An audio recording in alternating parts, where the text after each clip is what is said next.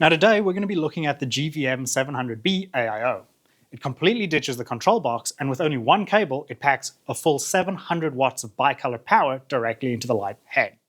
So let's jump into the example. What we've got here is a basic interview setup, but even if you were shooting a scripted narrative project, you can still use exactly the same principles as this here.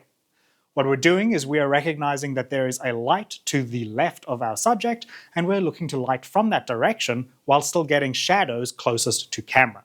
Now often our goal here is to expose for the background and then light the subject to get really nice, creamy, flattering skin tones on set. And my favorite way to do that is definitely by book lighting. The setup also looks impressive on set for the client as well, which is a bonus. And the whole setup is also fairly easy to do with some basic accessories. So the first thing that we've done is we've set up a white bounce, in this case an ultra bounce, and we're shooting the light from a lower angle off of that and then through a large diffusion cloth.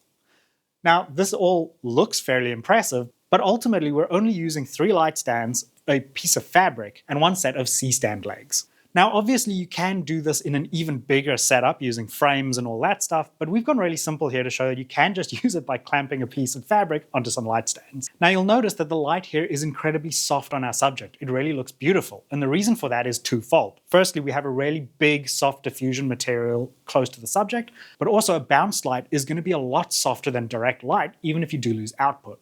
So these things combined mean that this really is one of the softest lighting setups that you can get with this amount of equipment. Again, this is a fantastic look for a single light.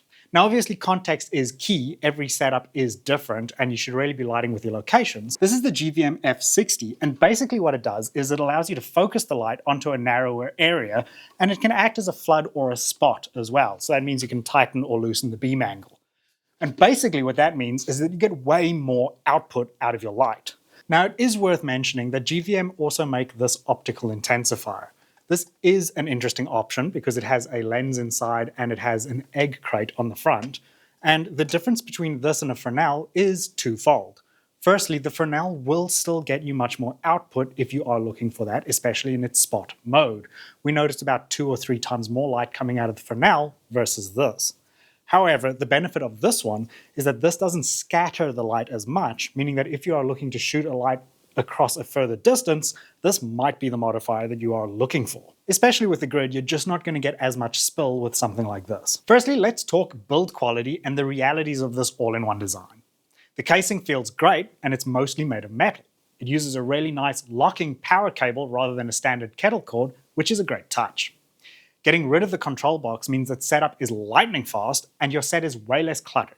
But this head alone is heavier than split head units, making the setup quite top-heavy. But it is still a very useful compact total package, and the quick setup time that this light offers is probably worth it in my opinion. And we do actually think that GVM have done well here to provide a fixture that's got a better build quality than many of the cheaper lights that we've used, as we've already mentioned.